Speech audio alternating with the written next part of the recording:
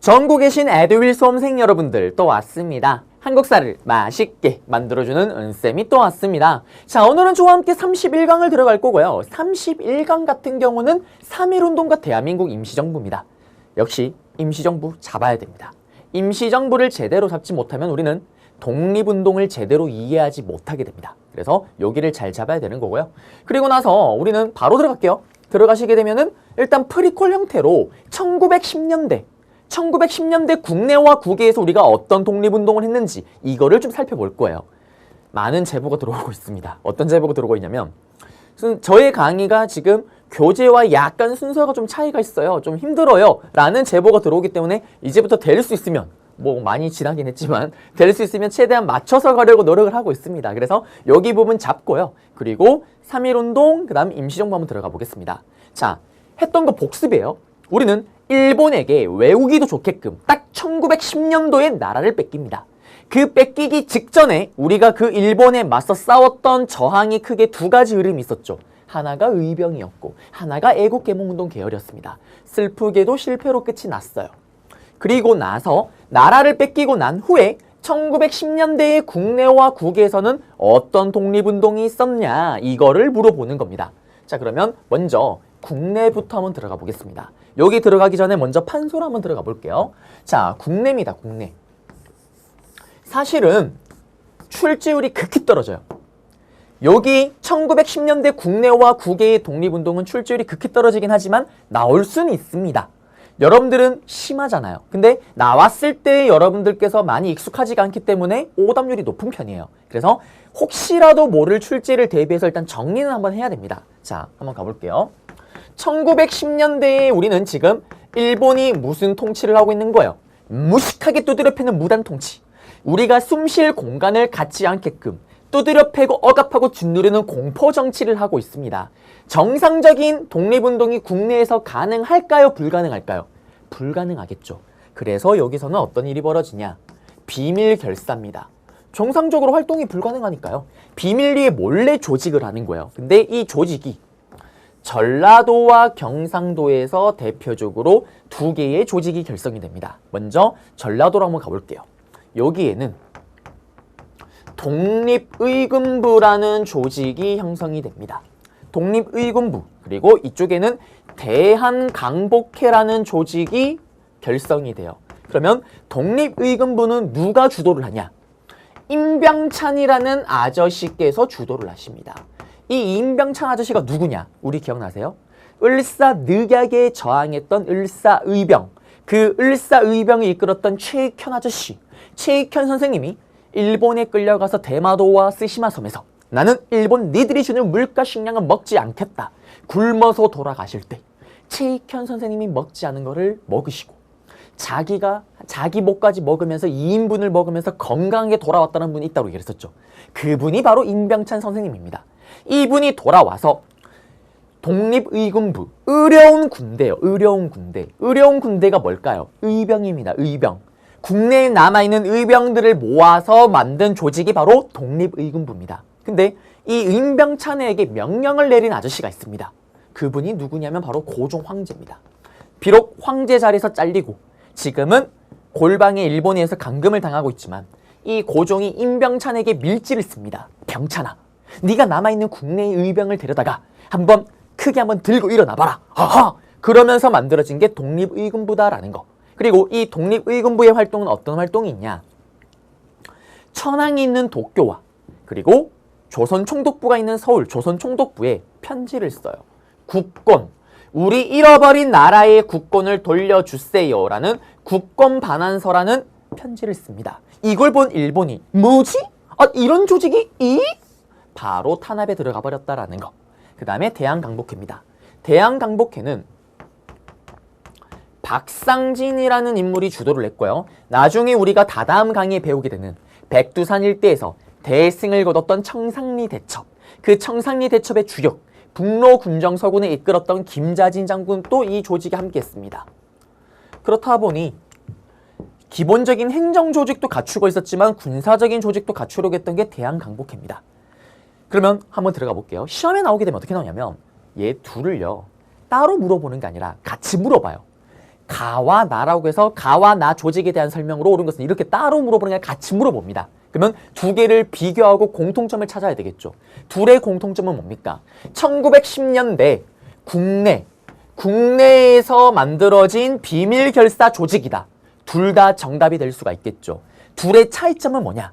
여기는 고종이 밀지의 임병찬, 그리고 여기는 박상진, 그리고 여기는 국권 반환서를 제출했다라는 거. 그 다음에 시험에 나오는 가장 중요한 키포인트가 뭐냐면 둘의 가장 큰 차이는 이겁니다. 광복 독립된 이후에 꿈꾸는 나라가 다른 거예요. 무슨 말이냐?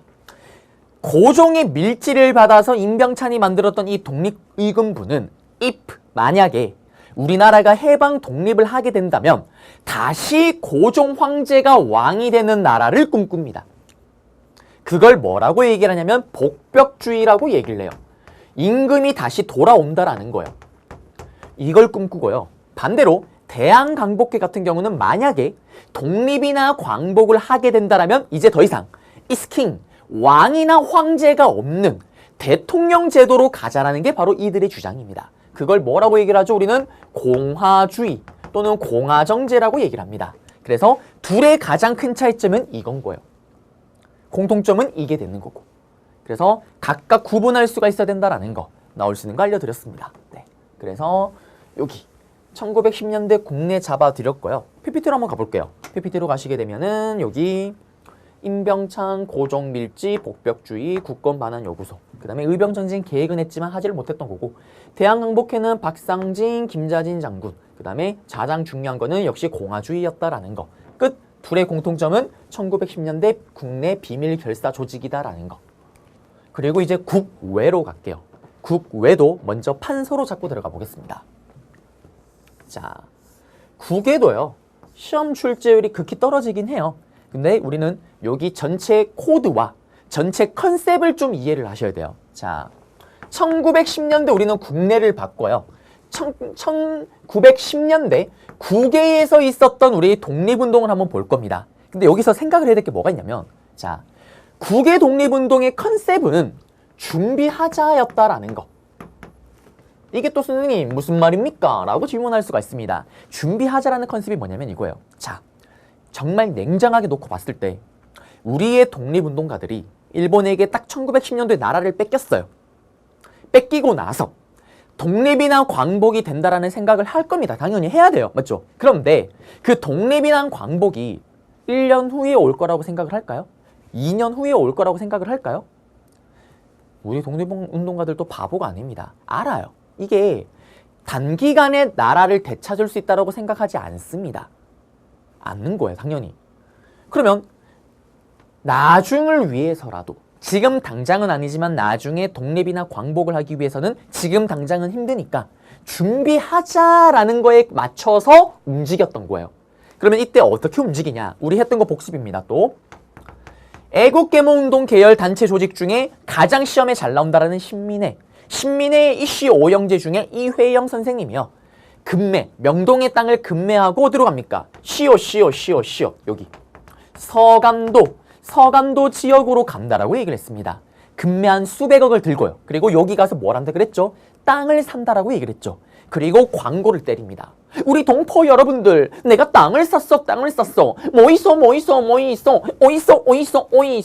우리 동포들을 다 모은다라고 얘기를 했습니다. 자, 땅을 샀어요. 그리고 광고를 때립니다. 광고를 때리면 그 소식을 듣고 사람들이 다 모여드는 거예요. 그럼 뭐가 만들어질까요?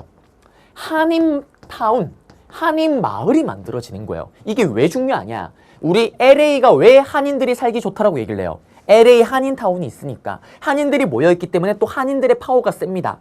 당장 우리 서울에 대림동이라는 곳에 가게 되면 조선족의 파워가 세다라고 얘기를 하잖아요. 왜?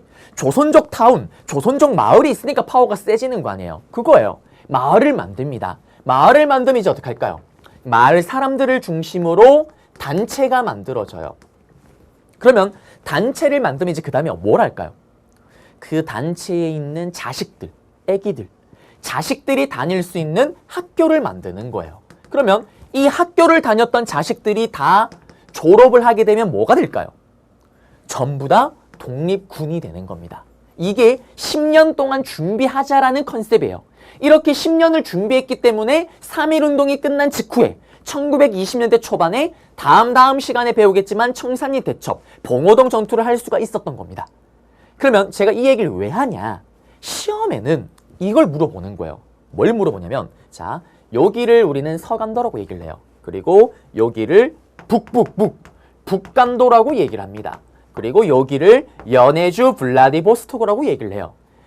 각각 지역에 당연히 이걸 써드렸잖아요. 마을이 있고 단체가 있고 학교가 있고 군대가 있겠죠. 이거를 물어보는 거예요. 여기를 가, 여기를 나, 여기를 다. 쉽게 나와요. 1910년대 국외 독립운동 단체 또는 독립운동에 대한 설명으로 옳은 것은 가나다 지역에 대한 내용으로. 그래서 여기에 뭐가 있었고 여기 뭐가 있었고 이것만 아시면 돼요. 구체적인 활동을 물어보지는 않습니다. 어느 자리에 뭐가 있었다라는 것만 아시면 돼요. 쉽게 나오면은 한 군데 지역만 딱 찍을 거예요. 여기를 가라고 하든지 여기를 가라고 하든지 여기를 가라고 하겠죠. 그래놓고 1910년대 가 지역에 있었던 독립운동에 대한 설명으로 옳은 것은 했을 때 뭐가 있는지만 아시면 됩니다. 이제 그거 잡아드릴게요. 근데 뭐가 있는지도 시험에 나오는 게 사실 딱 정해져 있긴 해요. 정답으로 걸리는 게. 그걸 중점으로 잡아드리겠습니다. 먼저 신민의 회원들이 시옷 서간도로 넘어갔습니다. 그리고 기억나세요? 시옷 삼원보라는 마을을 만들었다라고 예전에 했었어요. 그리고 이 신민의 회원들이 중심이 돼서 만든 단체가 뭐냐면 경학사입니다. 열심히 땅을 경작하고 한번 배워보자. 그런데 재정난으로 문을 닫아요. 그리고 이름이 바뀝니다. 부여의 민족이 흥하자 부민단이라는 조직을 만들어요. 그렇지만 여기서 제일 잘 걸리는 건 이겁니다. 기억나세요? 신흥 무관학교, 신흥 강습소. 우리 했던 것도 복습이죠. 시옷. 신민에는 서간도 지역의 시옷 삼원보와 그 다음에 영아 암살이나 또는 독립운동과 관련된 영화를 보시게 되면 항상 독립운동가들이 나 신흥 무관학교 출신이야. 그 신흥 무관학교를 만든 게 신민회. 그 전의 모습이 신흥 강습소. 이 신흥 강습소가 신흥 무관학교로 바뀌었다라는 거. 그러면 시험 문제로 나오게 되면 정답으로 들어가면 어떻게 될까요? 여기를 가라고 했을 때 신흥 강습소가 설립되었다. 신흥 무관학교가 설립되었다. 찾으면 정답입니다. 그리고 이들이 졸업하고 나서 여기 서간도니까 어떤 군대가 있었냐면 시옷 서로 군정서라는 군대가 있었습니다. 또는 서로 군정서군이라고 해도 똑같은 말이에요. 자, 이제 북간도로 갑니다. 북간도는 또 했던 거 복습이에요. 어떤 종교단체와 관련이 있다라고 얘기를 했었나요? 이완영을 비롯한 을사오적을 죽이고자 했던 나철 아저씨의 오적 암살단. 이 나철 아저씨가 만든 우리 최고의 조상을 숭배하는 당군을 숭배하는 종교 대종교. 이 대종교도요. 일본에게 나라를 뺏긴 후에 넘어갑니다. 어디로 넘어간다고 얘기를 했나요? 북간도로 간다 그랬죠. 그러면서 이때 대종교 사람들이 중심으로 만든 독립군이 중강단이라는 군대가 있다라고 얘기를 했습니다. 그리고 이 중강단이 확대 개편된 게 우리 청산리 대첩에서 대승을 거두는데 가장 크게 활약을 했던 군대 김자진 장군님이 이끌었다라는 북북.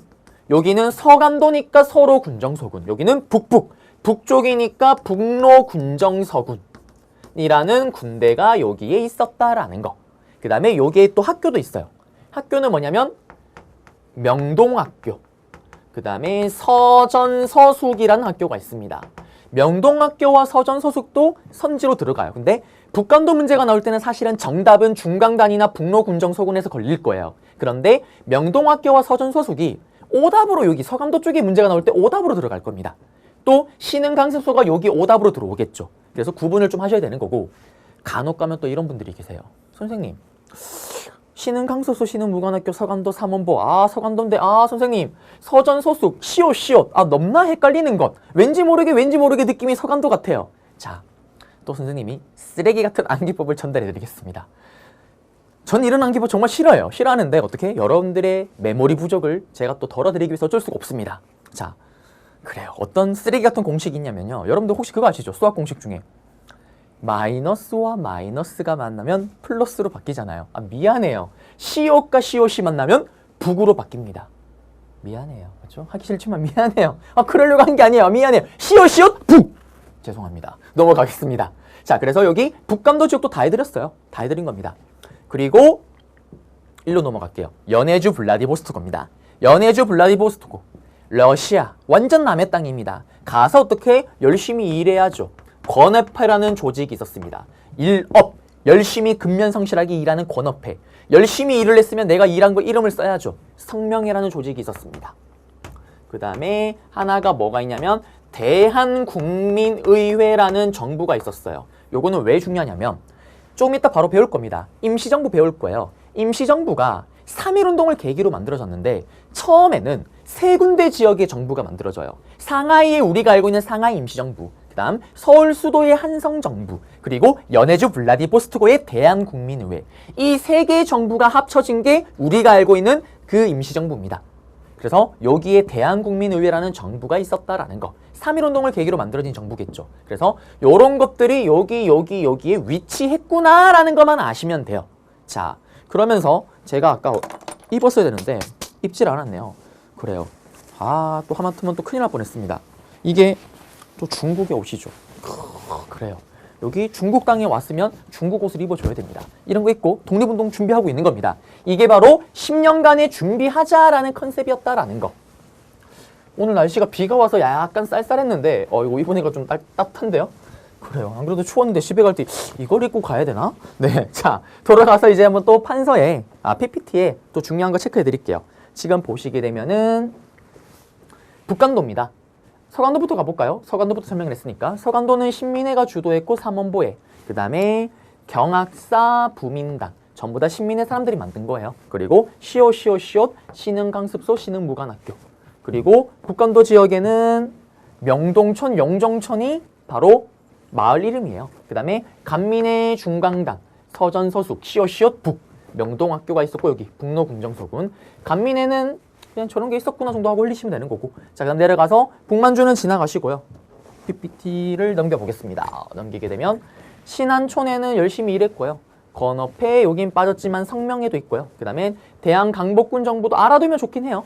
요게 좀 더 촘촘하게 해서 제대로 된 정부 형태로 나왔던 게 바로 나중에 등장하는 대한국민의회입니다. 끝났습니다. 그리고 시험이 이렇게 나오는 거예요. 여기를 가, 여기를 나, 여기를 다라고 해서 물어보는 겁니다. 또는 한 군데만 가라고 한다든지. 기억나세요? 여기는 경학사, 부민단, 소로군정서군, 신흥강수소, 신흥무관학교 기억하시고, 서전서숙, 명동, 그 다음에 여기는 중강단, 북로군정서, 그 다음에 여기는 성명회, 권업회, 대한강복군정부, 대한국민의회. 각각 어디에 뭐가 있다라는 것만 아시면 됩니다. 요건 똑같은 지도고요. 그리고 나서 미국으로 한번 가볼게요. 자, 여러분들은 심하잖아요. 심한데 여기도 간단해요. 디테일한 내용을 물어보는 게 아니라 이게 미국에 있었구나라는 것만 아시면 되겠죠. 그러면 앞에 봤던 북간도나 서간도 지역에 물어봤을 때 이게 오답 선지로 들어가겠죠.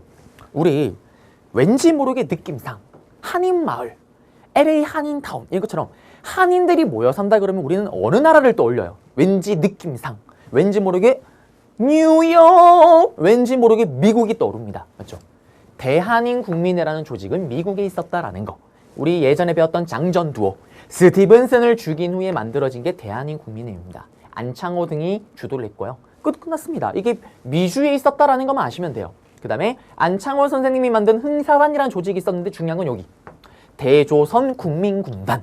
자, 군단이래요. 딱 봐도 뭡니까? 이건 군대죠, 군대.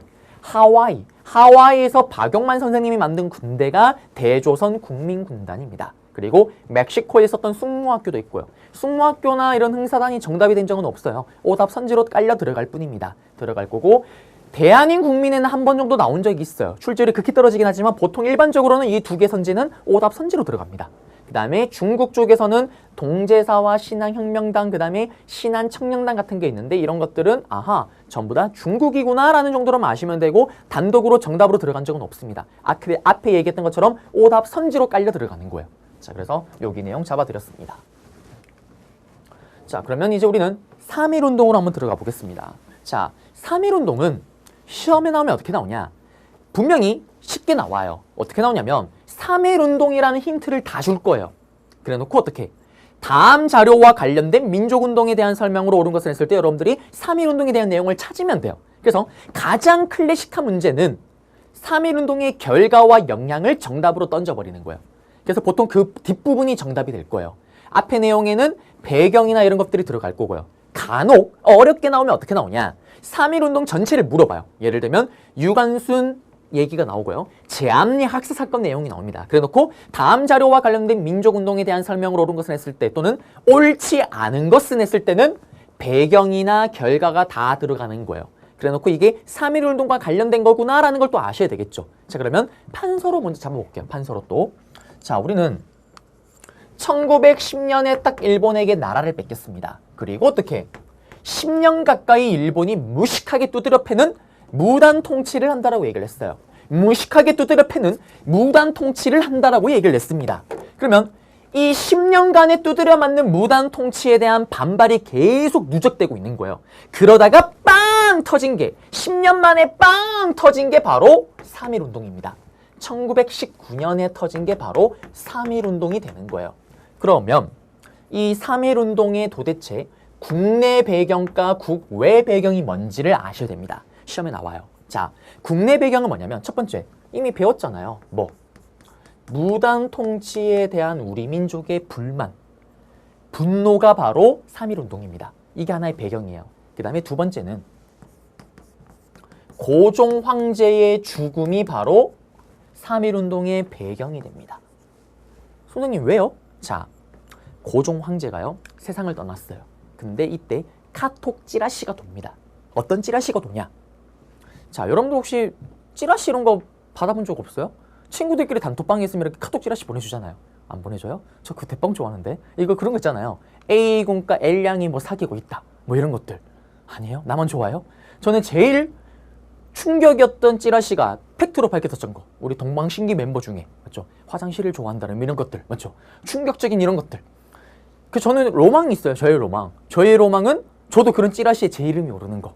스타 강사 2군, 아이돌 뭐 L양가 열애중 이런 거. 미안해요. 맞죠? 그게 저희 꿈이에요, 그냥. 그래서 좀 해보다가 안 되면은 제가 찌라시 만들려고요. 제가 만들어서 제 제자들한테 뿌리려고요. 농담이고요. 자, 이런 것처럼 이때 고종 황제에 대한 찌라시가 도는 거예요. 어떤 찌라시가 도냐? 고종 황제가 세상을 떠났는데 정상적으로 죽음을 맞이한 게 아니라 일본이 준 독약에 의해서 죽었다라는 독살설 루머가 돕니다. 그러자 어떻게 될까요? 전국에 일본에 대한 불만이 가득 찼던 사람들이 전부 다 서울로 몰려드는 거예요. 왜? 이제 가면 언제 오나 어이여 어이여 장례식에 맞춰서 전부 다 상경을 합니다. 그때 또 맞춰서 준비가 된 게 3월 1일이에요. 무슨 말이냐면 3.1 운동입니다. 3월 3일 날 원래 고종의 장례식이 예정되어 있었습니다. 그러면 장례식을 치르기 위해서는 거기에 참여하기 위해서는 지방에 있는 사람들이 며칠 일찍 와서 대기하고 기다리고 있는 거예요. 혹시나 딱 맞추면 늦을 수가 있으니까. 그러니까 그걸 노렸던 거예요. 왜? 장례식을 치른다고 전국에서 모여들었을 때 3.1운동을 일으키게 되면 3.1운동을 눈으로 직접 구경하고 볼 거 아니에요. 그걸 봤던 사람이 지방에 내려가서 그대로 또 3.1운동을 전개할 거 아니에요. 그게 정확하게 맞아떨어집니다. 그래서 3.1운동이 전국적으로 확산될 수 있었던 이유가 바로 고종의 또 죽음이 계기가 되기도 하는 거예요. 자, 시험에 나오면 어떻게 나오냐? 이렇게 나오게 돼요. 고종의 죽음을 계기로 일어났던 민족운동이래요. 다음 민족운동에 대한 설명으로 옳은 것을 했을 때 여러분들은 3.1운동에 대한 내용을 찾으면 정답이 됩니다. 중요한 키워드예요. 그리고 이제 국외로 갑니다. 국외 배경에는 어떤 배경이 있었냐면요. 당시에 미국 대통령이었던 윌슨이란 미국 대통령이 민족 자결주의라는 걸 외칩니다. 식민지에 해당되는 민족은 스스로 자기 스스로 운명을 결정할 필요가 있다는 게 민족 자결주의예요. 이게 민족 자결주의입니다. 근데 문제는 이 말이 딱 나오는 순간 우리 독립운동가들이 김칫국을 좀 마십니다. 왜? 오이씨! 미국 대통령 윌슨이 민족 스스로 자기 운명 결정하라네? 우와! 우리도 스스로 운명을 결정할 때가 왔다. 이제 더 이상 일본의 식민지배 벗어나야 되겠다. 안 받아야 되겠다.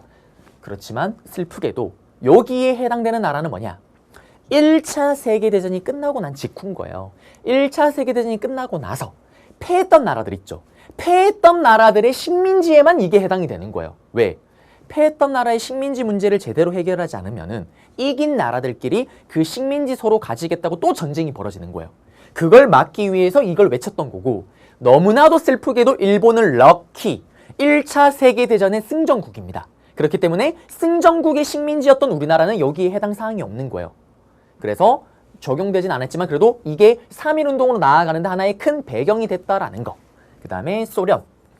소련에서는요, 레닌이 사회주의 국가를 수립하고 나서 약한 나라, 약소국은 지원해주겠다라고 발표를 합니다. 오! 우리 약소국인데? 오오오! 그러면서 또 3.1운동을 준비했던 거예요. 그리고 일본에서는 일본의 심장, 일본의 수도 도쿄에서 우리의 어린 학생들이 28 독립선언서라는 거를 외칩니다. 독립선언서 또는 선언문이라고 해도 상관이 없죠. 이걸 외치고 만세운동을 외치는 거예요. 그러니까 국내에서. 일본에서 저 어린 학생도 저렇게 독립선언문을 외치고 만세운동을 하는데 우리 어른이 가만히 있으면 되겠냐 라면서 준비되는 게 바로 또 3.1운동입니다. 국내에서는 각 종교계 대표, 민족 대표 33인들이 준비를 합니다. 그리고 여기에 함께 뜻을 모았던 학생들도 함께 준비를 해요. 자, 그리고 여기 들어가기 전에 하나 더. 만주 쪽에서도 연해주, 만주 이런 국외에서도 또 독립선언문이 외쳐집니다. 일본에서 외쳐졌던 것처럼요. 요거는 뭐 크게 중요한 건 아니긴 하지만 연해주, 만주 쪽에서는 무오 독립선언서라는 게 또 외쳐지기도 합니다. 그냥 이런 게 있었군요 정도 보시면 되겠고요. 그리고 돌아가서 다시 이 민족대표 33인가 학생들이 3.1운동을 준비를 해요. 이들의 계획은 3월 1일 날 오전에 탑골공원에서 독립선언문을 외치고 만세운동을 전개하는 게 원래 그들의 목표였습니다. 그리고 드디어 대망의 아침, 3월 1일 아침이 왔어요. 그러자 어떻게? 함께 하기로 했던 학생들이 민족대표 33인들을 기다리고 있습니다. 탑골공원에서. 근데 어떻게? 선생님이 오지 않는 거예요. 선생님! 우리 선생님! 어딨나요 선생님? 보이지 않는다 선생님! 어딨나 선생님! 도대체 선생님은 어디에 있냐? 이 민족대표 33인들은 탑골공원이 지금의 서울의 종로 3가역이 있습니다. 종로 3가역에서 걸어서 한 200m 정도 들어가게 되면 인사동이 나와요. 그 인사동 쪽에 태화관이라는 음식점이 있었습니다. 고급 음식점. 여기서 자기들끼리 독립선언문을 외치고 있었던 거예요. 학생들이 찾아갑니다. 선생님, 여기 있으면 어떡합니까 선생님? 어서 탑골공원으로 가시죠 선생님. 그러자 민족대표 33인 이런 얘기를 합니다. 워워워워 진정하시게나. 응? 내가 가려고 했는데 우리가 가서 독립선언문을 외치게 되면 일본 경찰이 우리를 잡아갈 거네. 우리가 잡혀가는 걸 봤던 우리 동포들이 그걸 보고 흥분해서 폭력 사태로 나아갈 수도 있다네. 그러면 비폭력 만세운동이었던 우리의 운동의 원래 의미가 퇴색될 수 있다네. 그러면 안 된다네. 그래서 나는 안 갔다네. 선생님 그래도 오셔야죠. 혼란을 야기할 수 있다네. 선생님 이 학생들이 어떻게 선생님을 버리고 가버립니다. 어디로 가냐? 탑골공원으로 가버려요. 그리고 학생들의 주도로 독립선언문을 읽고요. 그리고 만세운동이 시작됩니다. 여러분들이 잘 아는 그 3.1운동이 시작이 되는 거예요. 그러면 이 3.1운동은 시작점은 어디입니까? 서울 탑골공원이죠. 그리고 이걸 바탕으로 해서 대도시로 뻗어나갑니다. 그리고 농촌으로. 그리고 나중에는 해외에서도 만세운동이 벌어져요. 연해주는 당연하거니와 만주도 마찬가지고요. 저기 미국 필라델피아에서도 만세운동이 벌어집니다. 자, 그런데 문제는 지금 이 시기가 어떤 시기예요? 일본이 무단 통치를 하는 시기잖아요. 당연히 가혹하게 탄압을 하겠죠. 그 탄압의 증거가 우리가 너무나도 잘 아는 유관순 열사의 순국, 그리고 제암리 학살 사건. 제암리 학살 사건은 어떤 거냐면 이 제암리 지역이요. 일본 애들이 탄압이 좀 심했나 봐요. 그러면서 일본이 이런 얘기를 합니다.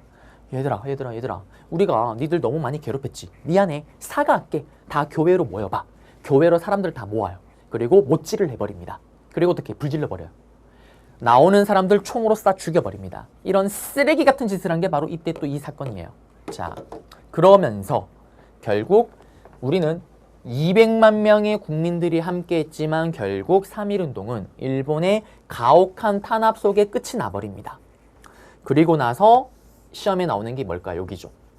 이 3.1운동의 결과와 영향이 되는 거예요. 그러면 3.1운동은 여러분들이 시험에 나오는 결과와 역량을 제가 알려드리기 전에 이거 하나만큼은 좀 아셔야 돼요. 뭘 아셔야 되냐면, 자, 3.1운동이 가지는 의미가 있습니다. 정말 큰 의의가 있어요. 무슨 의의가 있냐? 시험에 정답으로 걸리진 않지만 이건 아셔야 됩니다. 뭐냐면, 보세요. 우리는 일본에게 지금 나라를 뺏긴 지 사실상 10년이 됐어요.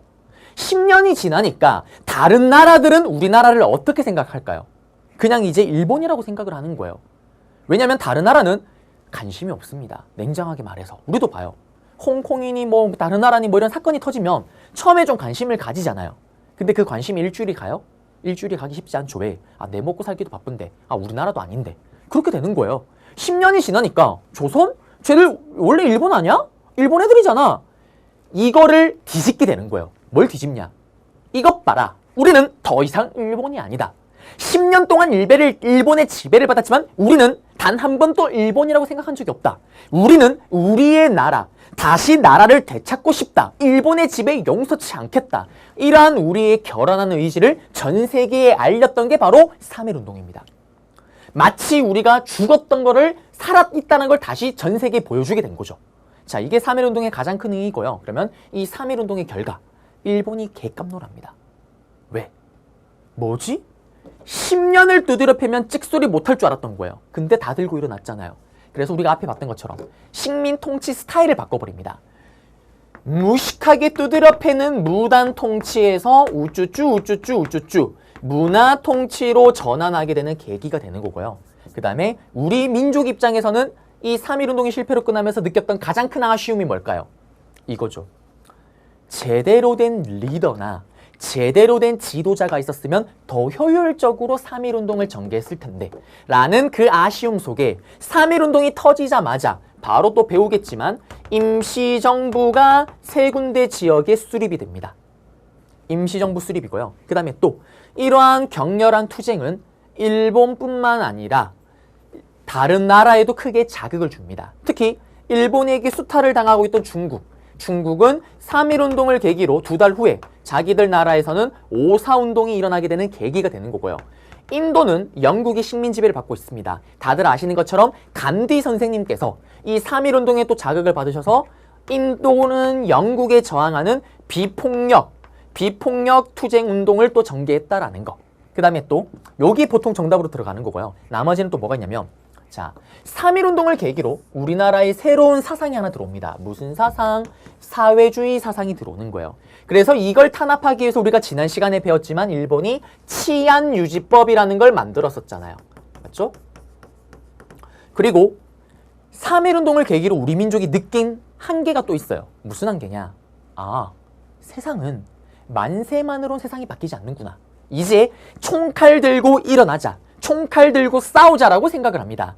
그러면서 만주와 연해주에서 10년 동안 준비하자라는 컨셉으로 준비를 냈었잖아요. 요걸 바탕으로 3.1운동이 실패로 끝나자마자 1920년대 초반에 21년도, 20년도 이때 국내 진공작전, 봉오동 전투, 청산리 대첩이 일어나게 되는 겁니다. 활발한 무장 독립투쟁이 벌어지게 되는 또 배경이 됐던 게 또 3.1운동입니다. 그리고 이거 외에도 국내에서 여러 가지 각종 독립운동이 또 전개가 되는 거예요. 자, 다 잡아드렸습니다. 시험에 나면 어떻게 나오냐? 요걸 물어본다니까요. 일본의 식민 통치가 무단 통치에서 문화 통치로 변환되는 계기가 되었다. 정답.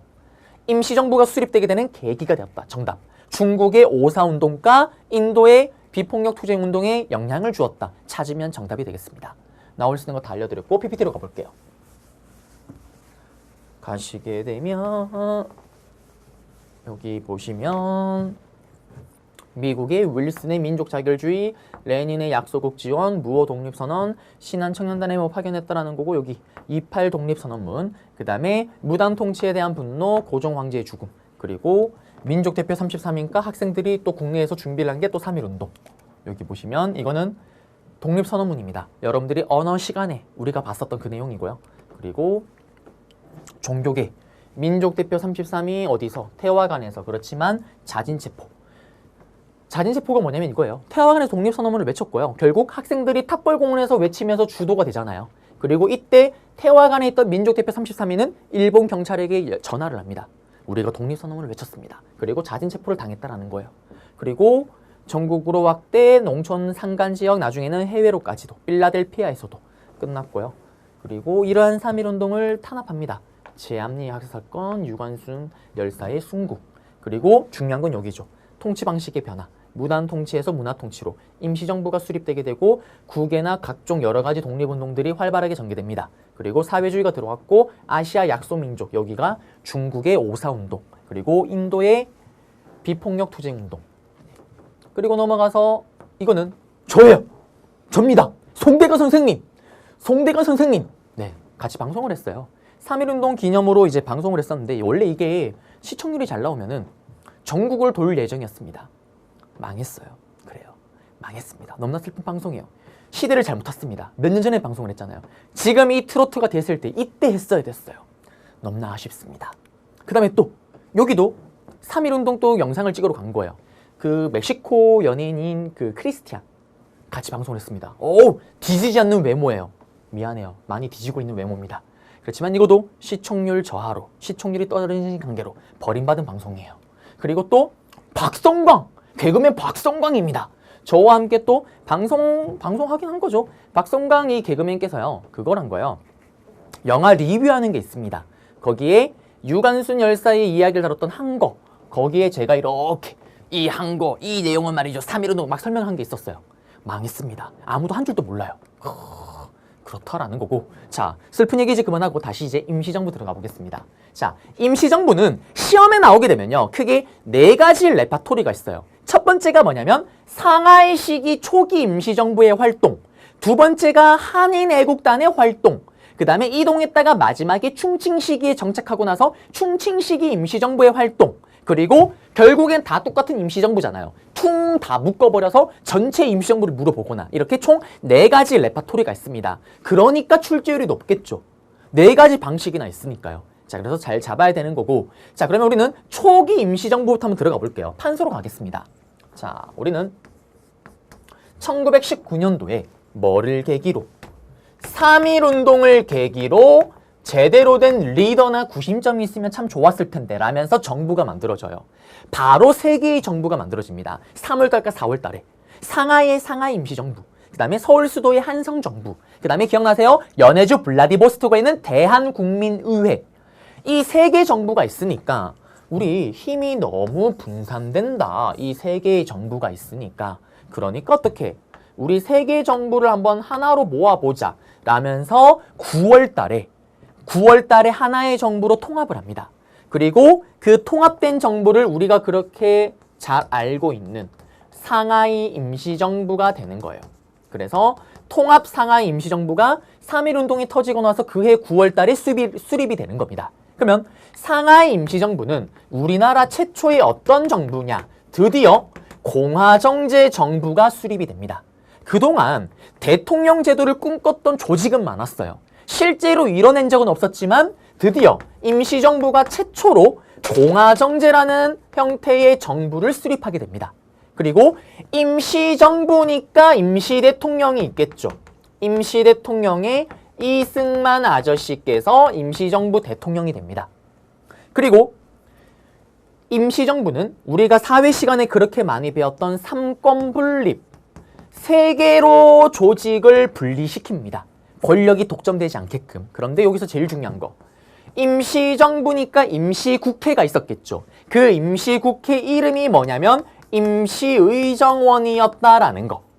자, 임시정부니까 임시대통령, 임시정부니까 임시국회, 임시의정원이 있었다라는 거고요. 자, 우리는 뭘 또 주목을 하셔야 되냐면 정부의 위치입니다. 정부의 위치를 알게 되면 이승만이 어떻게 이승만 대통령이 될 수가 있었는지를 또 알 수가 있어요. 자, 상하이의 위치를 했다라는 거는 임시정부의 독립운동 컨셉을 보여주는 거예요. 무슨 말이냐? 선생님이요, 코로나 때문에 망했지만 작년까지만 해도요, 상하이에 운동진과 함께하는 역사 투어, 이게 엄청 많았습니다. 거의 작년에 특히 100주년 기념이었기 때문에 매달 갔어요. 매달 가면 갈 때마다 사실 매진이었습니다. 제가 또 초딩계의 대통령입니다. 그 다음에 또 수많은 어머님들의 사랑을 듬뿍듬뿍 받으면서 폭발적인 인기를 누렸는데요. 거길 가게 되면, 상하이를 가게 되면 항상 관광 필수 코스가 있어요. 심야가 되면 야간에 와이탄이라는 곳에 가서요, 배경, 그 일대 거리를 배경으로 사진을 찍습니다.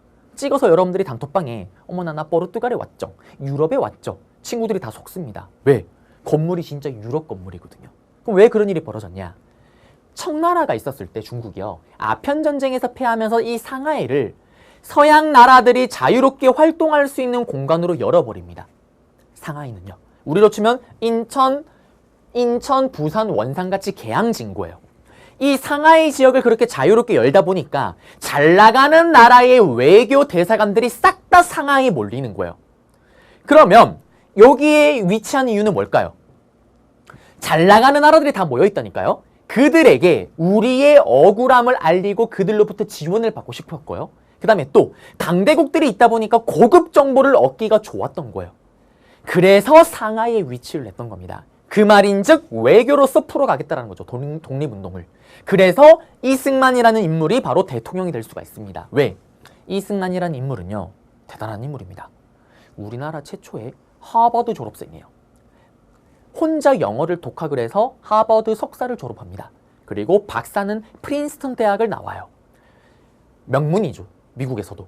거길 나오다 보니 미국의 유명한 사람들과 인맥관계가 형성이 되는 거예요. 특히 미국의 대통령 윌슨과도 친분이 있습니다. 그러니 외교로서 풀어가기는 딱이죠. 이승만이. 그래서 이승만이 초기 임시정부 임시대통령이 될 수가 있었다라는 거. 자, 그러면 임시정부는 이러한 컨셉에 맞춰서 이승만을 중심으로 미국에는 구미위원부라는 체인점을 만듭니다. 외교를 담당하는. 그 다음에 파리에는 파리위원부라는 또 체인점을 만들어서 활동을 해요. 이게 초기 임시정부 문제 나올 때 정답이 될 수가 있겠죠. 자, 그리고 임시정부 문제가 나올 때 정답이 제일 잘 되는 거 이겁니다. 우리는 보세요. 독립을 해야 되는 곳은 한반도예요. 그런데 지금 정부의 위치는 상하이에 위치해 있잖아요. 그러면 상하이와 한반도를 연결하기 위한 비밀 연락 조직망이 필요하겠죠. 왜? 정상적인 방법으로 정보나 돈이 왔다리 갔다리 하면 일본에게 다 발각이 되잖아요. 그 비밀 연락 조직망을 뭐라고 얘기를 하냐? 교통통신국이라는 교통국, 연락하고 통한다라는 영통제라는 비밀 연락 조직망을 만듭니다. 특히 교통국은 대표적으로 또 두 가지가 있어요. 뭐가 있냐면 부산에요. 백상상해라는 교통국이 있었습니다. 이거는 뭐냐면 껍데기는 이마트예요. 근데 지하로 들어가게 되면 독립운동 기지입니다. 그 다음 만주에는 이륙양행이라는 교통국이 있었어요. 이 이륙양행은 뭐냐? 껍데기는 무역회사예요. 껍데기는 무역회사인데 2층으로 들어가게 되면 독립운동 기지입니다. 그래서 실제로 수많은 우리 독립운동가들이 의열단도 마찬가지예요. 다른 독립운동 단체도 지원을 해줍니다. 김구 선생님도 마찬가지고요. 김구 선생님이 상하이로 넘어갈 때 이 이륙양행이 들려서 여기 무역회사의 배를 타고 중국으로 넘어갑니다. 의열단도 마찬가지고요. 그런 식의 비밀 연락 조직망을 구성했다라는 거. 그리고 또 정보나 사람들도 전달해주고 왔다리 갔다리 하지만 여기서도 뭘 할까요? 돈을 전달해 주는데 정부를 운영할 때 가장 필요한 게 돈입니다. 돈은 항상 모자라요. 독립운동 자금을 모금받기도 하지만 이때 임시정부가 뭘 발행을 하냐? 독립공채라는 걸 발행을 합니다.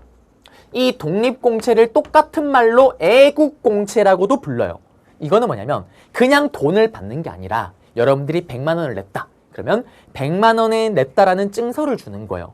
그리고 나중에 우리가 광복을 하게 되면 이자를 쳐서 드릴게요 라는 증서입니다. 그게 독립공채, 애국공채예요.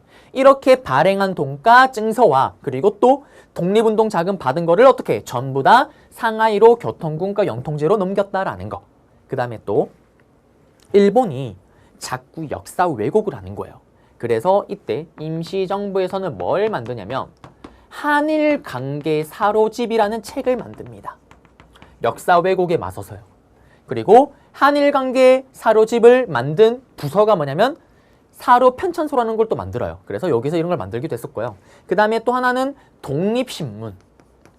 선생님, 독립협회 그 독립신문 이름만 같아요. 이름만 같은 겁니다. 그래서 이러한 초기 활동이 바로 상하이 시기 임시정부다라는 거. 시험에 나면 어떻게 나올까요? 좀 이따 사진을 보여주겠지만 독립공채, 애국공채 사진이 있어요. 요걸 주고 요거 설명을 해요. 다음과 같은 거를 발행하였던 정부에 대한 설명으로 옳은 것은 최초의 공화정치 정부였다. 삼권 분립이었다. 교통국, 영통제를 운영하였다. 그 다음에 한일관계 사료집을 편찬하였다. 구미위원부, 파리위원부를 설치하였다. 이런 것들 찾으면 정답이 되겠습니다.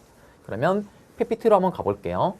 가시게 되면 여기 세 개의 정부가 만들어졌고 하나가 됩니다. 그게 대한민국 임시정부고요. 그리고 초기 활동을 보시게 되면 민주공화정제정부였고요. 상권 분립에 입각해서 국무원, 임시의정원, 법원, 입법권, 사법권, 행정권을 분리시켰던 거고 영통제, 교통제, 교통국 제일 중요하고요. 그 다음에 애국공채 입고로 똑같은 말로 독립공채 그리고 교통국에 해당되는 게 이륙양행, 부산의 백산상해입니다. 그리고요. 군사활동은 그냥 이거는 지원을 이렇게 했다라는 것만 보시면 되는 거고 파리위원부, 구미위원부 그 다음에 요 얘기는 조금 이따 해드릴게요. 국제연맹에 위한 위임 통치서 요거는 나중에 다시 얘기 드릴 거고 독립신문, 임시사료 편찬회, 편찬소에서 한일관계 사료집을 간행하였다라는 거. 네. 그리고 요걸 요렇게 주고 물어봐요. 그 다음에 이거는 독립신문이고요. 요거는 뭐 따로 던지진 않습니다. 근데 이거는 던지긴 해요. 자 보세요. 임시정부니까 임시대통령, 임시정부니까 임시국회였던 임시의정원 요 표를 그대로 다 던져요. 다음과 같은 조직을 갖췄던 정부에 대한 설명을 옳은 것을 했을 때 여러분들이 초기 상하 임시정부 내용을 찾으면 정답이다라는 거 잡아드렸고요. 그 다음에 이거는 또 방송에 나갔습니다. 어디에 나가냐면 KBS 아침 방송이었어요. 그녀들의 여유만만 나가서 제가 상하 임시정부 100주년 기념을 해서 50분 동안 단독으로 강의를 했습니다. 망했어요. 시청률 최악을 찍습니다. 그리고 심지어는 이 방송이 사라졌어요. 안녕 안녕 방송 파멸의 신입니다. 너무나 슬퍼요. 자 그리고 이제 위기입니다. 저도 위기지만 임시정부도 이제 위기가 와요. 그 위기를 한번 볼게요. 판서로 한번 또 가보겠습니다. 우리는 1919년도에 3.1운동을 계기로 임시정부가 수립이 됐습니다. 그리고 이 활동이 얼마 가지를 못해요. 1923년도에 사실상 임시정부가 거의 폭망하게 되는 계기가 생깁니다. 자, 물론 그 전부터 이미 폭망의 기운이 생겨나기 시작을 해요. 실제로 지금 임시정부의 활동은 사실 4년 남짓 만에 거의 위기에 빠집니다. 왜? 일본이 가만히 안 둘 거 아니에요. 그래서 연락하고 통하는 영통제나 교통국, 일본이 다 발각해버립니다. 사람으로 치면 손다리가 다 잘려나가는 거예요. 그러니 독립운동 자금도 넘어오질 않겠죠. 정보도 알 수가 없습니다. 깜깜무소식이에요. 위기에 빠져요. 그리고 또 상하이에 위치했던 이유가 외교로서 독립운동을 풀어가려고 위치를 했던 건데 문제는 성과가 없어요. 너무나 슬픕니다. 여러분들 이거 잘 알 거예요. 무슨 말이냐면 우리 학창시절에 그런 거 많이 하잖아요. 나 이번에 시험 성적 많이 한번 올려보겠어. 제대로 한번 공부를 하겠어. 그러면서 코피를 막 콸콸콸콸 흘려가면서 정말 살면서 이렇게 공부를 많이 본 게 처음이에요. 정말 열심히 했어요. 근데 너무나 슬프게도 성적이 오히려 떨어진 거예요. 그러면 집에서 뭐라고 합니까? 어머니께서 내 동진이 이것 봐라. 내 너 공부 안 할 때 알아봤다. 너 게임할 때 알아봤다. 너 그러니까 성적이 떨어지는 거야. 아니야 엄마 나 진짜 열심히 했어. 슬프지만 어머니는 항상 결과주의입니다. 아닌가요? 저희 집만 그렇나요? 저희는 결과주의예요. 그리고 또 항상 그래요. 열심히 진짜 공부하다가 잠깐 핸드폰 하거나 잠깐 TV 보고 쉬고 있으면 꼭 엄마가 그거 봅니다. 맞죠? 동진이 너 내 이럴 줄 알았다고. 참 그래요. 자, 그 다음에 또 그럴 때가 있잖아요. 공부를 안 했어. 다 포기를 했습니다. 몰라 될 대로 되라. 모르겠어. 시험을 쳤어요. 아시죠? 공부를 어설프게 하면 정답이 꼭 2개 중에 하나야. 헷갈립니다. 맞죠? 근데 어떻게? 이런 찍는 것마다 다 맞춘 거예요. 성적이 올랐어요. 그러면 어머니가 뭐라고 할까요? 장하다 우리 동진이 우리 아들. 너 열심히 공부할 때 알아봤죠? 결과주의입니다. 무슨 말이냐면 성과가 없으니까 임시정부 내에서 내부 분열이 일어나는 거예요. 내 이것 봐라. 어느 세월에 외교하는데 내 총칼 들고 싸우자고 했잖아. 이거 아니지. 실력을 키우자고 했잖아. 다른 독립운동을 꿈꿨던 사람들이 어떻게 들고 일어나는 거예요. 이러한 내부 분열 속에 기름을 붓는 아저씨가 있습니다. 바로 당시 임시대통령이었던 이승만, 본인과 친분이 있었던 윌슨 미국 대통령에게 편지를 써요. 국제연맹에다가 이 국제연맹이 뭐냐면 지금의 유엔입니다. 국제연맹이 나중에 국제연합으로 바뀌어요. 그게 유엔입니다. 이 국제연맹에다가 위임 통치서라는 거를 또는 위임 청원서라는 글을 씁니다. 어떤 내용이냐? 윌슨, 윌슨, 윌슨, 윌슨. 우리는 일본의 지배가 너무나 싫어요. 차라리 이럴 바에 미국이 우리를 지원해 주세요. 라는 편지를 씁니다. 난리가 나요. 임시정부 내에서. 특히 인물 문제로 단독으로 나오시는 신채호 선생님. 이승만, 이런 쓰레기 같은 놈아. 너는 이완용보다 더한 새끼다. 이완용은 있는 나라를 갖다 파는데 너는 어떻게 지금 없는 나라를 갖다 팔고 있냐 라면서 뺨을 착착착착 때렸다라는 그런 카더라 통신이 있죠. 이 이승만 대통령 이걸 계기로 탄핵을 당합니다. 결국에. 자, 이런 식으로 지금 임시정부는 크게 위기에 빠져 있는 거예요. 이유는 간단합니다. 우리 월드컵 때도 보면 축구 대표팀 월드컵 예선전에서 탈락 위기예요. 어떤 일이 벌어집니까? 언론과 우리 사람들이 온갖 욕을 다 하죠. 감독의 전술이 바보니 선수들이 태업을 하니 온갖 욕이 다 나옵니다. 연승을 한다. 잡음이 없어요. 지금 잘 되지 않으니까 온갖 잡음이 다 터지고 있는 겁니다. 그래서 이걸 수습하기 위해서 1923년도에 중국에서 활동하는 독립운동가를 포함해서 우리나라의 모든 독립운동가들을 다 모읍니다. 그리고 앞으로 임시정부가 어떻게 독립운동을 할지, 그리고 우리나라가 전체적으로 큰 틀에서 어떻게 독립운동을 할지 이걸 놓고 회의를 하는 거예요. 그 회의가 바로 국민대표회의입니다. 그러면 이 회의의 결과 어떻게 됐을까요? 자, 안 봐도 비디오지 않나요? 여러분들 친구들이랑 점심 때 밥 뭐 먹는 메뉴 가지고도 통일이 안 되잖아요. 이게 지금 통일이 되겠어요? 통일이 되지 않습니다. 결국 결렬을 맞이해요. 임시정부 갈아엎자 창조파, 리모델링하자 개조파, 그대로 현상 유지하자 김구 등의 현상 유지파 합의가 안 됩니다. 그러면서 결국 결렬되면서 임시정부에 대한 불만이 있던 사람들이 다 나가버려요.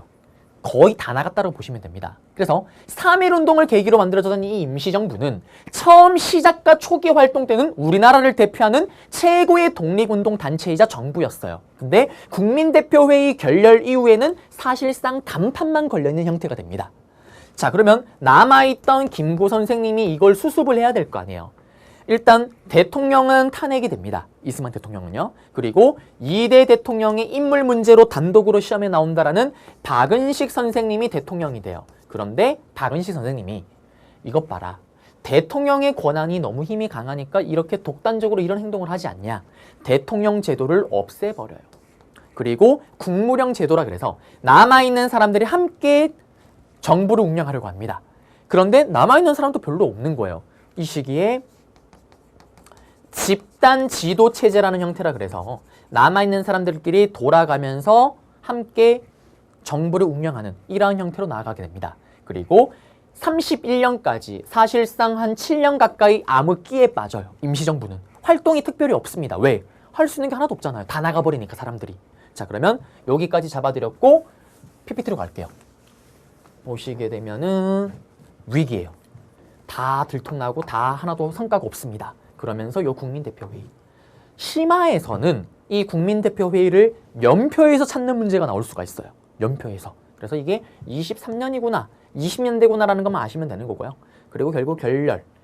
내부 대립이 심화되면서요. 이승만은 탄핵됐고 결과입니다. 박은식 선생님이 취임했지만 없애버려요. 대통령 제도를. 국무령 중심의 내각 책임제로 갔다가 나중에는 집단 지도체제로 갑니다. 계속 암흑기입니다. 암흑기. 그리고 나서 세 번째 시험에 나올 수 있는 거. 바로 한인애국단입니다. 한인애국단은 시험에 나오게 되면 어떻게 나오냐? 단독으로 시험에 나와요. 단독으로 또. 옆으로 갑니다. 판서로 한번 가볼게요. 자, 우리는 1919년도에 만들어졌고요. 1923년도에 국민대표회의 결렬되면서 암흑기에 빠집니다. 그리고 시간이 또 흘러 1931년도에 바로 김구 선생님께서 침체에 빠진 임시정부의 새로운 활력을 불어넣기 위해서 한인애국단을 조직합니다. 이 한인애국단은 군대가 아니고 개인 조직입니다. 의열단체예요. 의열단체.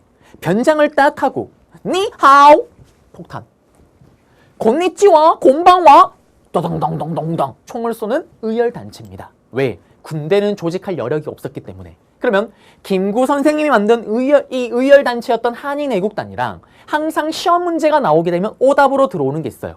한인애국단이 문제가 나오면 바로 의열단입니다. 의열단이랑 여러분들이 한인애국단이랑 좀 구분을 하셔야 돼요. 자, 그 구분의 기준점은 뭐냐면 한인애국단은 가운데 봉봉듀오 선생님, 가운데 봉봉듀오 선생님, 이봉창 선생님, 윤봉길 선생님, 이 두 분 외에 누가 폭탄을 던졌다. 싹 다 의열단이라고 생각하시면 됩니다. 가운데 봉봉듀오 선생님, 이봉창, 윤봉길 의사, 이 두 분 외에 누가 던졌다. 싹 다 의열단이다라는 거 기억하시고요. 그러면 이봉창 의사부터 한번 가보겠습니다. 이 이봉창 의사는요, 서울 용산에 사셨대요. 그러다가 일본으로 건너갑니다. 일본에서 노동자로 살다가 조선인의 한계를 느껴요. 그러면서 안 되겠다. 나는 독립운동을 해야 되겠다. 그러면서 자비를 들여서 상하이로 옵니다. 임시정부를 찾아와요. 독립운동을 하겠다고. 근데 여기서 또 에피소드가 하나가 있습니다. 자, 이 이봉창 선생님께서요, 제가 절대 이봉창 의사님을 비하하는 건 아닌데, 여러분들 이봉창 의사님 보통 학창시절에 사진 다 봤을 거예요. 사진을 보면은 절대 비하하는 게 아니라 약간 일본 틱하겐 비주얼이긴 하세요. 이 얘기를 왜 하냐면 실제로 왔을 때 이런 일본식 옷을 입고요. 임시정부에 왔을 때. 그 다음에 여러분들 그거 아시죠? 일본인들이 신는 쪼리, 게다, 따가닥따가닥따가닥 발가락에 끼우는 거. 그걸 신고 왔대요. 그러니까 임시정부에서는 얼마나 깜짝 놀랐겠어요. 그 다음에 또 이봉창 선생님이 일본에 또 오래 생활을 또 하시다 보니까 일본어가 좀 유창하셨대요. 그래서 여러분들 친구 중에 외국에 이렇게 오래 살다 오면은 자기도 모르게 한국어랑 이렇게 영어를 반쯤 섞는 이런 친구들 없나요? 주변에? 전 한 명 있거든요. 오히려 한국어가 약간 어눌한, 일본어가 더 능숙한, 그게 바로 이봉창 선생님이었습니다. 그러니까 임시정부 내에서는 이거 밀종 아니야?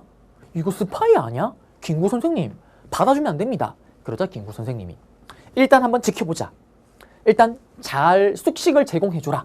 그리고 숙식을 제공해주고 있었어요. 그러던 어느 날 임시정부 요원이랑 이봉창 의사가 술을 먹는 일이 생겼습니다. 그때 김구 선생님이 이렇게 뒤에서 몰래 듣고 있었어요. 그때 이봉창 의사께서 이런 얘기를 합니다. 야, 임시정부 니들아, 니들 여기서 뭐하고 있는데 상하이에서. 나 도쿄에서 일할 때 보니까 일본 천황이 마차를 타고 지나가더라.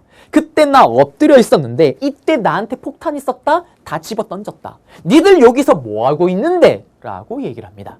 그걸 김구 선생님이 듣습니다. 그리고 김구 선생님이 이봉창 의사를 따로 불러서 한인애국단에 가입을 하고요. 가입을 시키고 그리고 폭탄을 지어줍니다. 그리고 이봉창 의사가 어디로? 일본 도쿄로 갑니다. 일본 도쿄를 가요. 일본 도쿄를 가서 일본 천황이 마차를 타고 가고 있었습니다. 이때 맞춰서 폭탄을 던져요. 폭탄을 던지는데 이런 젠장 빌어먹을 제대로 터지지가 않습니다. 그리고 엄한 마차를 터뜨리는 거예요. 그러면서 결국 실패로 끝납니다. 자, 실패로 끝났지만 다음 날에 난리가 나겠죠. 왜? 일본 수도에서 지금 천황을 암살하라는 사건이 터진 거잖아요. 그리고 또 중국에서도 난리가 나요. 중국에서는 어떤 난리가 나냐? 모든 언론사 신문 일면에 이런 기사가 뜹니다. 아, 아깝다. 조선인 용사 이봉창이 폭탄을 던졌는데 터지지가 않았다. 아, 아깝다. 우리한테 얘기를 하지. 그러면 우리가 폭탄을 줬을 텐데. 아, 아깝다. 라는 기사가 일면에 다 때리는 거예요. 왜 그런 기사가 나왔을까요? 자, 1931년도에 일본이 전쟁에 미쳐가잖아요. 만주사변. 중국도 우리처럼 일본에게 땅을 뺏긴 거예요. 만주를 뺏긴 상태입니다. 그러니 이봉창의 의거를 너무나도 아쉬워하고 안타까워하는 거예요. 그러자 일본이 잘 됐다. 안 그래도 지금 만주를 차지한 후에 모든 시선이 만주로 몰려있는데 요거를 시선을 돌릴 필요가 있겠다. 그러면서 이봉창 의거에 대한 중국 언론을 핑계 삼아 어디를 쳐들어가냐? 상하이를 쳐들어가 버립니다. 그게 바로 상하이 사변이에요. 승리를 거뒀겠죠. 상하이 사변에서 승리를 거뒀는데 마침 일본 천황이 생일이네요. 그래서 상하이 사변에서 승리를 거뒀던 승전 파티 기념식과 더불어서 이때 생파, 천황의 생일 파티까지 겸해서 함께 하려고 합니다. 원래는 천장절이라고 불러요. 우린 그렇게 높일 필요가 없습니다. 그냥 생파예요, 생파. 이 승전 기념식과 생일 파티를 겸해서 홍코우 공원에서 큰 행사를 하려고 합니다. 다들 아시는 것처럼 윤봉길 의사가 어떻게 이 홍코우 공원에 가서요. 그렇죠? 제대로 폭탄을 던집니다. 그리고 이번엔 제대로 터지는 거예요. 수많은 일본인 고위 관료들을 다치게끔 합니다. 심지어 사망도 시키고요. 나이스 샷 제대로 성공을 해요. 자, 그리고 나서 어떤 일이 생기냐. 또 중국에서 난리가 납니다. 중국에서요. 당시 독립운동을 이끌고 있었던 중국의 국민당에 일본에 맞서 싸우고 있던 중국 국민당의 리더 장제스입니다. 이 장제스가 온 중국 가는 곳마다 강연회를 할 때마다 이런 얘기를 하죠. 장하다. 너무너무너무 장하다. 조선인 용사 윤봉길 한 명이 중국인 1억 명이 못했던 걸 해냈다. 장하다. 너무너무너무너무 장하다. 라는 거를 온 곳에 가면서 얘기를 합니다. 이것처럼 윤봉길 의사의 의거는 큰 의의가 있습니다. 우리 독립운동에 새로운 길을 열어주시는 거예요. 우리 독립운동에 새로운 길을 열어주십니다. 무슨 길? 중국으로부터 우리의 독립운동을 승인받게 되는 거예요. 중국으로부터 우리 임시정부는 독립운동을 지원받게 되는 겁니다. 이게 윤봉길 의사의 의거의 가장 큰 의의입니다. 이게 왜 그렇게 큰 의미가 있냐면 봐요, 여러분들. 만약에 그럴 리가 없겠지만 필리핀이 나라가 망했대요. 지금 예를 들면 뭐 독일에게 식민지배로 들어갔대요. 그러면서 이 필리핀 사람들이 독립운동을 하겠다고 여러분들이 사는 아파트에 들어온 거예요. 어느 날 봤더니 필리핀 막 국기를 흔들고 있어요. 그리고 필리핀 독립만세를 외치고 있습니다. 여러분들 그걸 보는 순간 행복해요? 뭐야? 뭐 어쩌라는 거야? 여러분들 주민들 중에 과격하신 분들은 집값 떨어진다고 나가라고 하시는 분들도 있을 거예요. 이것처럼 다른 나라에서 독립운동하는 게 쉬운 일이 아니에요. 그렇지만 윤봉길 의사의 의거를 계기로 우리는 중국으로부터 만리장성 넘어 중국 본토에서의 독립운동을 합법적으로 승인받고 지원받게 되는 거예요. 정말 큰 사건입니다. 그래서 여기 내용 다 잡아드렸습니다. 자, 그러면 시험에 나오면 어떻게 나오냐? 이봉창 의사나 윤봉길 의사의 사진이 나오거나 이분들의 의거가 나올 거예요. 다음 자료와 관련된 조직에 대한 설명으로 옳은 것은, 단체에 대한 설명으로 옳은 것은 한인애국당 물어보는 거죠. 김구가 임시정부의 활력을 불어넣기 위해서 조직하였다. 찾으면 정답. 이들 인물이 나왔을 때는 한인애국단 소속이었다. 찾으면 정답. 대한민국 임시정부 예하의 소속이었다. 찾으면 정답. 의열단체였다. 찾으면 정답. 이봉창 의사 의거가 단독으로 나올 때는 상하이 사변이 일어나게 되는 계기가 되었다. 찾으면 정답. 윤봉길 의사의 의거가 단독으로 나올 때는 제시몬 박스에 뭐 홍코 공원에서 의거 나오겠죠. 그랬을 때 여기 중국 국민당 장제스, 중국 국민당으로부터 지원을 얻게 되었다. 또는 중국 본토 내에서의 독립운동을 승인받게 되었다. 이런 것들 찾으면 정답이 되겠습니다. 나올 수 있는 거 다 알려드렸습니다. PPT로 가볼게요. PPT로 가시게 되면 여기 이봉창 의거고요. 그 다음에 여기 천황의 막차 실패. 그렇지만 상하이 사변이 일어나는 계기. 윤봉길 의사의 의거, 홍코 공례 승전 기념식. 그리고 100만 대군도 못한 일을 한 명이 해냈다. 요거는 사료에 따라서 뭐 1억 명, 뭐 5억 명이라고 얘기를 하기도 해요. 그리고 결과가 중요하죠. 새로운 길을 열어주십니다. 중국 국민당 정부의 지원 계기, 우리나라의 독립운동을 중국 영토 내에서 하는 걸 승인받았다라는 거 끝났습니다. 그리고 나서 여기는 윤봉길 의거 내용이고요. 홍코 공원 나왔고요. 그 다음에 여기 이봉창 의사, 윤봉길 의사입니다. 그 다음에 여기는 홍코 공원에서의 그때 의거 성공했던 모습이고요. 그 다음에 이동기입니다. 일본이 이걸 나 가만히 두겠어요? 쌍심지를 키고 눈에 레이저를 뿜어내면서 잡으려고 하겠죠. 탄압입니다. 도망가야 돼요. 그리고 만주 사변 이후에 어떤 일이 벌어집니까? 자꾸 일본이 중일전쟁까지 일으키면서 중국 본토로 들어오잖아요. 도망가야죠. 도망갑니다. 요 민족혁명당은 나중에 얘기를 해드릴게요. 그러면서 딱 외우기 좋게끔 1940년 우리가 광복하기 5년 전에 충칭에 도착을 해요. 자, 마지막입니다. 충칭 시기 임시정부를 배워야 되는 거예요. 그러면 보시면요. 요렇게 끊임없이 이동을 했다라는 거고 윤봉길 의사의 의거 이유입니다. 자, 그리고 시험에 어렵게 나오면 여러분들은 심하니까 이렇게 나올 수도 있는 걸 아셔야 돼요. 실제로 나오기도 했었고 상하이를 가라고 해요. 충칭을 나라고 합니다. 가와 나 시기의 활동으로 옳은 것을 했을 때 여러분들이 두 개를 구분해야 되겠죠. 상하이 시기 임시정부 활동과 충칭 시기 임시정부 활동을 구분해야 된다라는 거. 그러면 이제 충칭 시기로 갑니다. 판서로 가볼게요. 외우기도 좋게끔 중일전쟁이 터지면서 일본을 피해서 계속 이동을 하다가 딱 외우기도 좋게끔 1940년에 충칭이라는 곳에서 정착을 합니다. 정착을 딱 하는 순간 그 소식을 듣고 사람들이 모여들어요. 그리고 또 그동안 정착을 하니까 그동안 고생했던 김구 선생님, 김구 선생님에게 힘을 실어주자 라면서 김구 선생님을 충칭에 정착하자마자 주석제라는 제도로 헌법을 뜯어 고친 후에 주석이라는 자리에 앉힙니다. 그리고 김구 선생님을 중심으로 우리는 대통령이 소속된 당을 여당이라고 얘기를 해요. 반대쪽 당을 야당이고, 김구 선생님의 사람들을 중심으로 해서 한국독립당이라는 당을 만듭니다.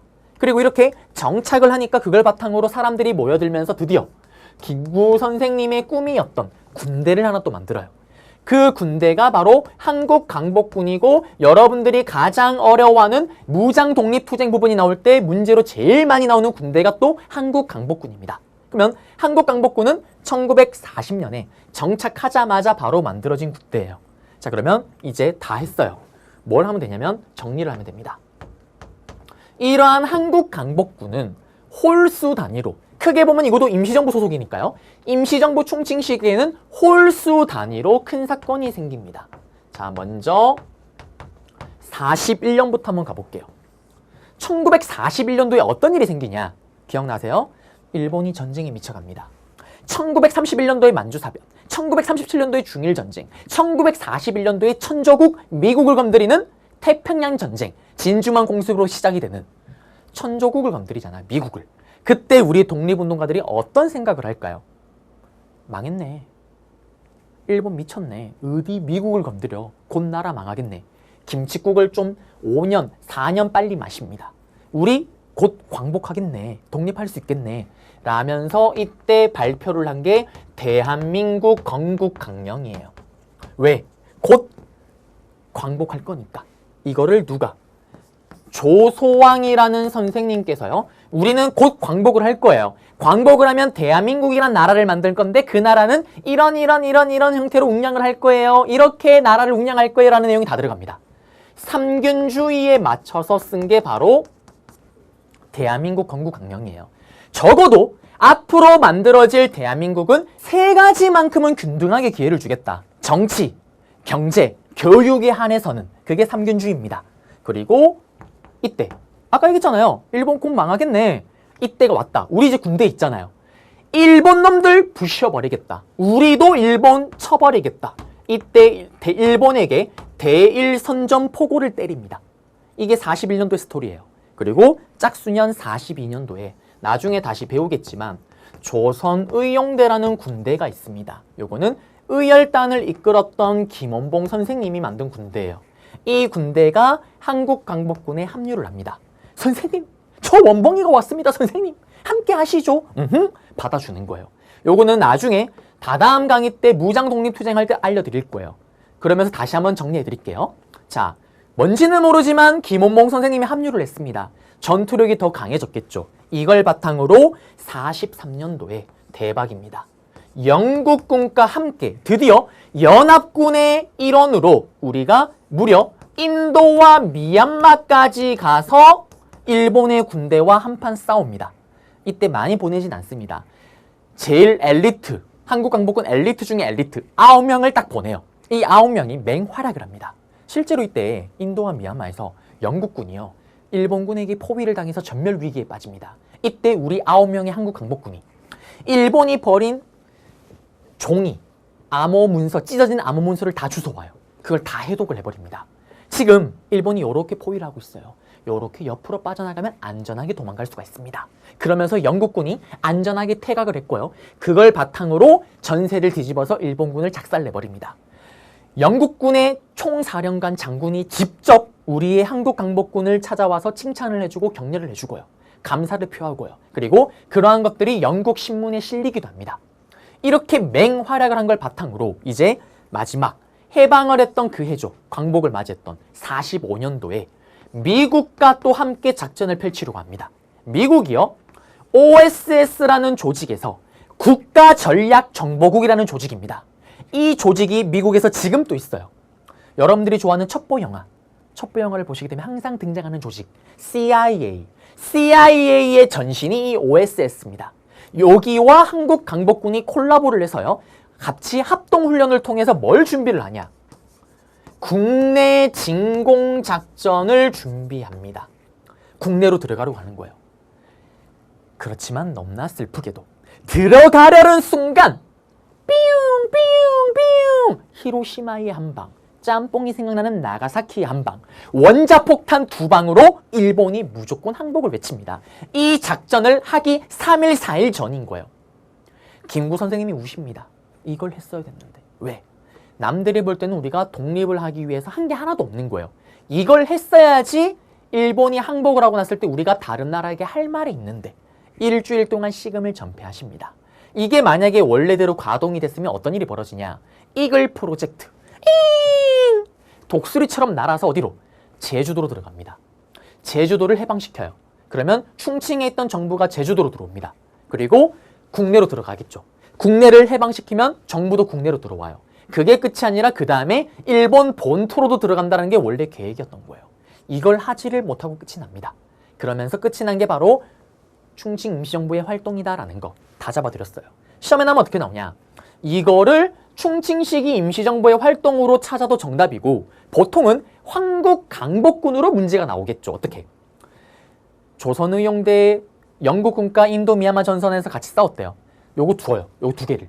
다음 자료와 관련된 독립군에 대한 설명을 옳은 것은 대일선전 포고를 하였다. 김원봉의 조선의용대가 합류하였다. 영국군과 함께 인도 미얀마 전선에서 함께 싸웠다. 미국의 OSOS와 함께 국내 진공작전을 하지를 못했잖아요. 준비하였다. 시도하였다. 찾으면 정답이 되겠습니다. 그래서 나올 수 있는 거 다 알려드렸어요. PPT로 갑니다. PPT로 가시게 되면 여기 김구를 주석으로 그 다음에 한국독립당 결성했고요. 그 다음에 41년도에 김치국을 먹는 대한민국 건국강령, 조성의 삼균주의. 그런데 이 건국강령이 나중에 해방되고 나서 그대로 우리의 헌법의 기존 틀로 또 들어가기도 합니다. 그리고 나중에 여기는 광복군 선언이고요. 건국강령이고 여기 삼균제도. 그렇죠? 그리고 충칭식입니다. 지청천이 총사령관이 됐고요. 그 다음에 여기 대일선전포고 조선의용대 합류, 인도 미얀마 전선에서 연합군의 일원으로, 그리고 45년도에는 국내 진공작전, 미국 전략정보국 OSS의 지원을 받아서요. 실패로 끝났지만. 그리고 요런 한국강복군의 사진을 주고 물어보겠죠. 사진만 주고 물어보는 게 아니라 한국강복군에 대한 업적을 줄 거예요. 맞죠? 그리고 이 군대에 대한 내용을 물어볼 겁니다.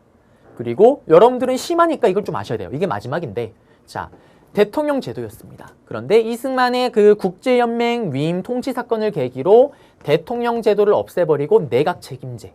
내각 책임제로 가기에는 내각 사람도 별로 없어요. 그래서 아예 그냥 집단 지도 체제. 그러다가 충칭 시기에 정착을 하면서 주석제로 갑니다.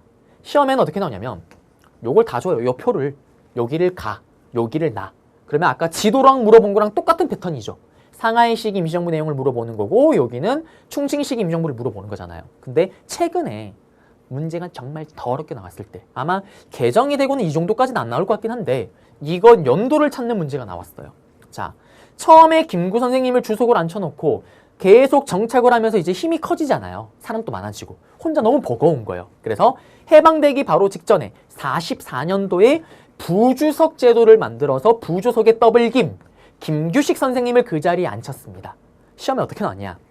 이거 주고 부주석 제도를 신설했대요. 다음 같은 사건이 일어났던 시기를 연표에서 고르시오. 정말 더럽게 나왔습니다. 맞죠? 그래서 이게 44년이니까 거기 사이에 들어갈 수 있는 연도를 찾아서 들어갔어야 됐습니다. 그래서 그건 한번 어렵게 나왔던 거고요. 일반적으로는 제가 얘기했던 골 레파토리 패턴에서 벗어나진 않습니다. 네. 그래서 여기까지 잡아드렸고요. 네, 우리는 임시정부까지 다 해서 오늘 강의가 좀 끝났습니다. 그리고 제가 약간 PPL을 좀 하자면 제가 쓴 임시정부 인문학 서적이 아마 6월 달에는 아마 출시가 될 것 같아요. 그래서 아마 제가 여기 에듀윌 학생 여러분들과 함께 이벤트로 해서 몇 권 또 나눠드릴 생각도 있기도 하고요. 좀 나중에 그래요. 생각 있으시면 구매를 해서 한번 보시면 참 좋을 것 같습니다. 소소한 PPL이었습니다. 네, 자 그러면 저는 다음 강좌에서 여러분들을 또 찾아뵙도록 하겠습니다.